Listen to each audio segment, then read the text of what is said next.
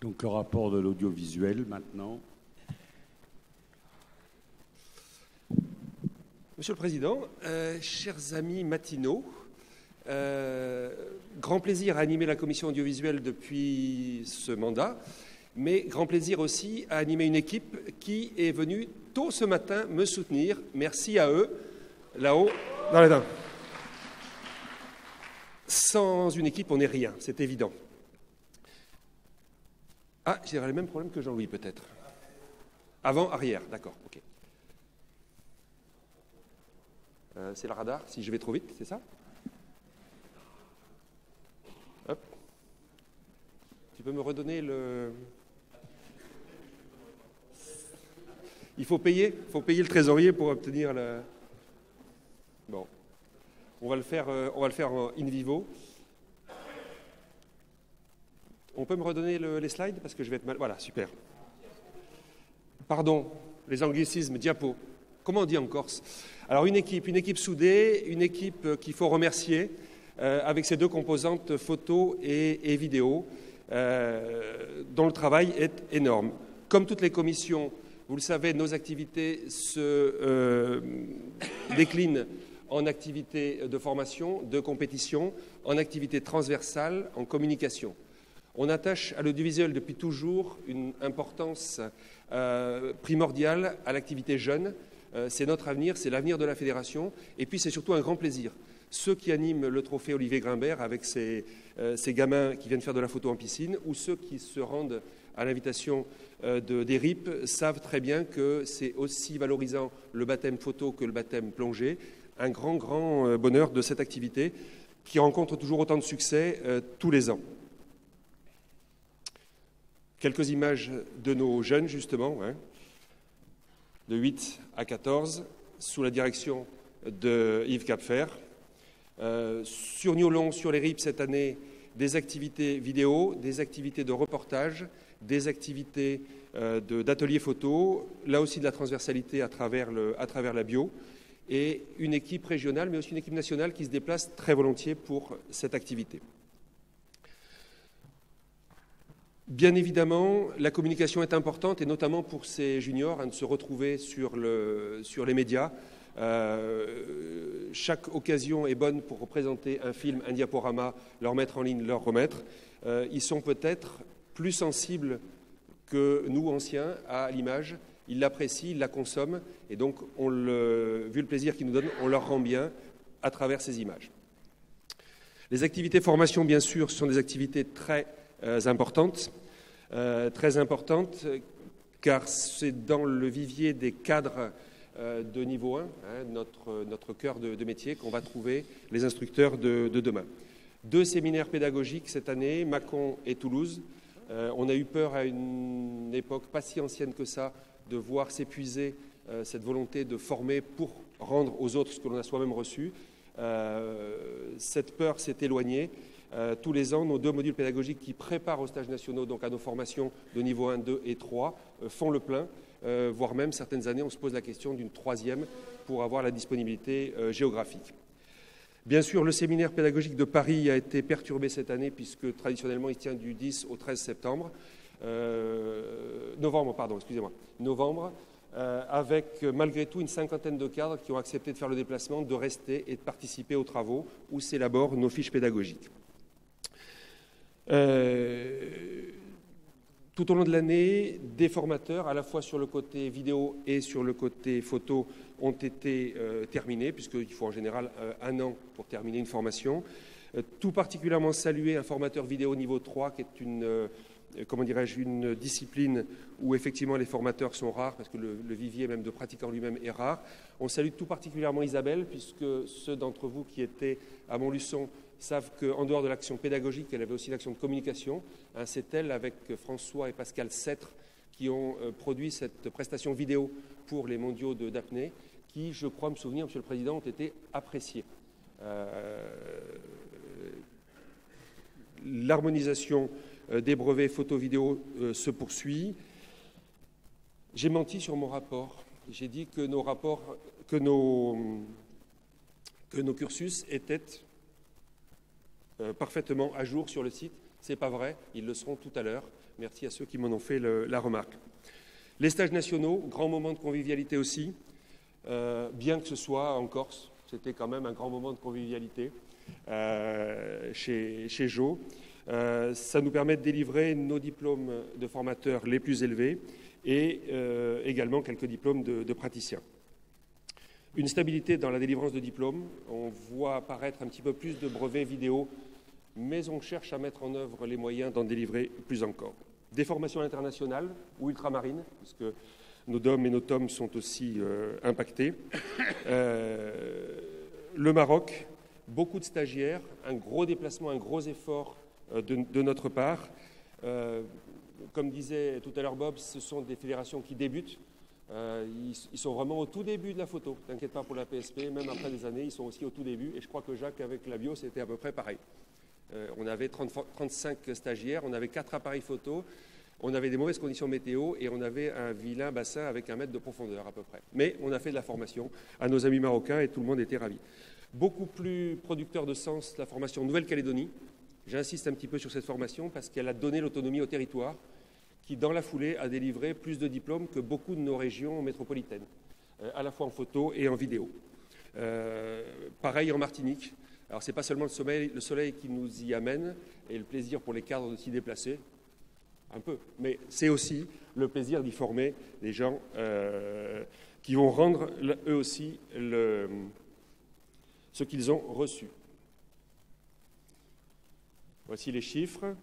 Toujours pareil, mise en ligne de ces documents, réalisation de documents audiovisuels à chaque occurrence. Les actions compétition, 3 championnats nationaux, piscine, mer et Coupe de France animalière. Coupe de France animalière qui est répartie sur l'ensemble du territoire. Des équipes à envoyer aux compétitions internationales, et je vais vous en parler parce que c'était un gros événement de l'audio cette année. Les concours et festivals. Le championnat de France mer, pardon, je suis allé comme Jean-Louis trop vite. Une grosse organisation, un grand merci à l'Incanto, même si on se moque, c'était vraiment absolument splendide, et l'organisation et la fête qui a suivi. On garde encore des céphalées et puis d'excellents souvenirs. Je pense que j'ai quelques images à vous montrer. Pardon, ça va vraiment très vite. Un palmarès qui est d'une remarquable stabilité sur les 2 premières places depuis des années. Stéphane Sandon, Christine Casal en médaille d'or. Stéphane Régnier et Sophie Pérez qui trustent ce podium. Je vais vous expliquer pourquoi c'est important, parce que ça fait partie de nos critères de présélection pour les mondiaux ou pour les Européens cette année. Le retour de quelqu'un qui était absent de la compétition depuis des années pour des motifs de maladie, Jean-Raphaël Tordois, c'était aussi pour nous, dans l'affection, très important. Quelques images réalisées, les thèmes ambiance avec ou sans modèle, les thèmes faune et un thème soleil, thème de cette année.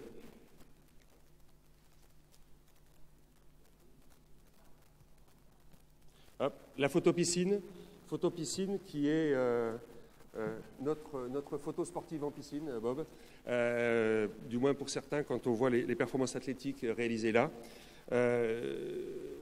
Je vous rappelle qu'elle est décentralisée, que vous pouvez, c'est peut-être un appel au peuple, vous pouvez les organiser avec vos commissions régionales dans les régions. On fixe simplement la date, on fixe les conditions et on recentralise les images après, ce qui nous permet d'économiser énormément de budget et de recruter un nombre plus important de compétiteurs. Non plus, pas de surprise, on a des champions, ils sont sympathiques, on les garde. Véronique, en 2015 et 2016, je dévoile un petit peu, je vous dirai la même chose. Véronique est peut-être pas imbattable, mais en tout cas, elle a dominé son sujet ou ses sujets. James Bond, dans la piscine, nos athlètes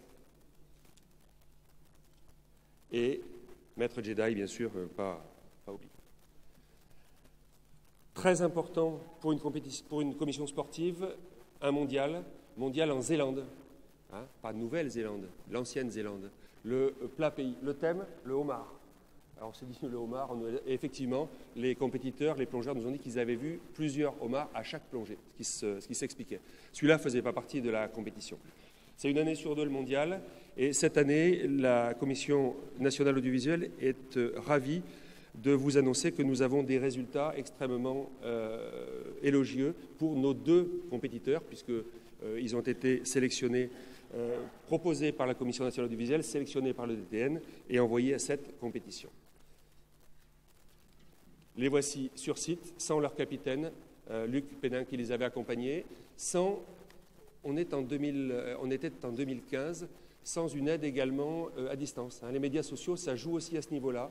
Les équipes, le staff support a participé à distance pour aider à la préparation des images. Je vais faire ça, je vais le faire comment? Tout ça en ligne directement. Les résultats, nous avons un podium en macro. Stéphane Sandon, notre champion de France en titre, premier en macro au mondial, c'est quand même extraordinaire, avec Christine Casal. Deuxième podium, et bien sûr non des moindres, un premier prix en ambiance et surtout un titre de vice-champion du monde, toute catégorie, pour Stéphane Régnier et Sophie Pérez. Moi, ça m'a donné envie d'applaudir quand j'ai reçu ces résultats. Merci, Président. Je sais pas pourquoi Jean-Louis me regarde comme ça, mais il doit y avoir un truc. Non, c'est un résultat extraordinaire. Le niveau est énorme, les conditions étaient difficiles. Il y a une certaine pression qui règne dans ces équipes et c'est vraiment un résultat super qu'on n'avait pas réussi à avoir depuis des années et on en est ravis et on se prépare pour Grenade cette année pour l'Européen. D'autres compétitions internationales qui servent aussi à préparer les autres équipes de France, le MIMA, avec une compétition typiquement catalane. Quand on n'a pas de passeport catalan, c'est difficile de se placer sur le podium, mais vous voyez de très belles images. Vous voyez comment notre trésorière, en bas, pour moi en bas à droite, Amadou, le trésorier, qui ne veut pas lui donner le budget nécessaire. La Coupe de France animalière, c'est très important là aussi parce que ça se passe chez vous, dans les régions. Ça se passe chez vous dans les régions, c'est une petite centaine de compétiteurs, le double de gens qui participent. C'est 7 Coupes de France animalières, c'est-à-dire 7 manifestations qui sont cumulées pour donner un palmarès. Vous les voyez, de Saint-Cyr à Hendaye. Certaines vont devenir internationales. Il y avait Hendaye l'année dernière, il y aura Passares cette année côté espagnol. Donc là aussi, l'occasion de se confronter à des compétiteurs internationaux. Pardon, que je ne vous chante pas le palmarès. Le palmarès va être également, puisqu'il y a peu de hasard, Stéphane Sandon en numéro 1 et sa compagne, qui est aussi photographe, se trouve en numéro 2. Cumule des points donc des différentes coupes tout au long de la saison 2015. Quelques images animalières pour montrer ce qui peut se faire dans quasiment toutes les régions. Un certain nombre de compétitions gardent des spécificités telles qu'on ne peut pas les intégrer. Pour autant, ce sont des éléments de vie et d'accueil pour les photographes. Je pense à la Gravière du Fort, où on ne fait pas que de la technique, on fait de la photo. Je pense à la photo sous glace. Cette année, on avait 2 manifestations de photo sous glace, qui est quand même des éléments très intéressants, des bonnes occasions aussi de se retrouver et de manger des plats chauds après s'être bien gelé sous la glace, mais des moments effectivement forts de la commission. Les festivals, vous les connaissez, vous savez leur destin difficile pour certains. La communication, comme tout le monde, on avait comme objectif, étant inscrit dans les objectifs de la fédération, d'être éco-responsable. Je pense que nous n'avons plus communiqué en papier sur l'année 2015. C'est-à-dire que tout s'est fait par mise sur les sites, liens et partage sur les réseaux sociaux. Bon, c'est une petite fierté, mais c'est important. 340 000 pages de vues, ça cible un peu l'avancée depuis quelques années. Le film, réalisé pour le salon par notre équipe de vidéo, et en particulier par Pierre Duvezin, qui est notre correspondant vidéo. Là-haut. La participation à Bulle Image, le média papier ne doit pas être oublié, Pierre, mais c'est difficile. On a prévu des sanctions maintenant pour ceux qui n'écriraient plus. On verra si, entre stimulation, on obtiendra. Mais c'est difficile. C'est pourtant, j'ai dit hier à mes équipes que c'était un peu hallucinant. On vous offre une page blanche, vous avez votre signature, vous existez et vous ne mettez rien dessus. C'est dommage, faites-le. Pour autant, ça ne fait pas. Le site, très bien. 2 concours ont émaillé l'année. Un concours Image Sub qui se poursuit. Vous voyez ici le résultat du thème crevette et le résultat du thème vie dans le sable avec je vous ai mis les premiers prix, François Pelé côté crevette, Bob Paquiela côté vie dans le sable. Donc, je crois qu'il y avait eu 4 thèmes cette année. Un thème coquillage où on retrouve à nouveau Bob Paquiela. Là, c'est du concours en ligne, c'est de l'envoi de photos directement. Thierry Roland de l'Est qui a fait cette magnifique photo à la Gravière du Fort. Non? Bon. Et un concours qu'on a essayé de lancer l'année dernière. Je suis un peu déçu parce que les gens de l'audio ont participé, les commissions peu, c'est aussi un appel au peuple. Le but, c'était de montrer les activités sportives de la fédération. On a des thèmes qui ont réuni peu de compétiteurs. Pour autant, effectivement, le thème hockey a pu être booké, avec une image de Bernard Meignier de Rabat, une image du thème apnée François Sêtre, qui a fait partie de cette fameuse équipe de Mulhouse. Alors là aussi, pareil, hein, le but, c'est d'exister, c'est de montrer la diversité, la pluralité de la fédération, de montrer l'activité sportive de cette équipe. Et Pierre se fait fort de nous faire des belles pages A4 dans Subaquois pour récompenser ces photographes.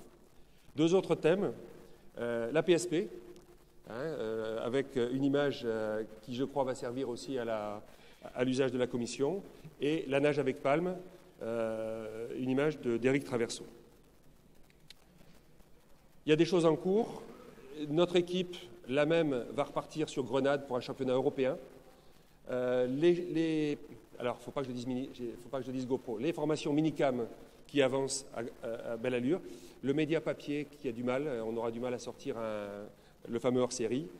Et puis un petit projet qui nous tient à cœur. Ceux d'entre vous qui ont déjà tapé Commission nationale audiovisuelle sur Google savent où il tombe. Et ça ne nous fait pas spécialement plaisir, même si c'est vrai. Quand on tape CNAV sur un robot Google, on tombe sur la Caisse nationale d'assurance vieillesse. Alors finalement, on va demander mais c'est pourtant vrai, on va demander lors de la réforme des statuts à venir, on va demander à changer de nom. Il y a un groupe qui est en train de réfléchir. Probablement, on sera autour d'images sous-marines, pour ne pas dire photo, pour ne pas dire vidéo, on sera probablement autour d'images sous-marines. Un grand merci, c'est habituel, ça n'a rien de flagorneur. Chaque fois qu'on demande quelque chose au staff de l'équipe de la Fédération à Marseille, que ce soit le staff informatique, que ce soit le staff comptable, que ce soit pour nous accueillir, pour nous répondre, c'est automatique, c'est dans la foulée, c'est vraiment très appréciable. Il faut qu'ils en soient remerciés. Un travail un peu obscur, hein, dans le deuxième étage là-haut. Ceux qui ne savent pas, c'est un vrai bonheur de travailler avec eux.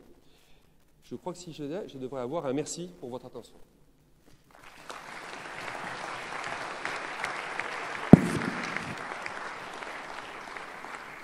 Vous n'avez pas de questions. Y a-t-il des questions? Pas de questions? On passe au vote. Y a-t-il des personnes contre? Des personnes qui s'abstiennent? Je vous remercie.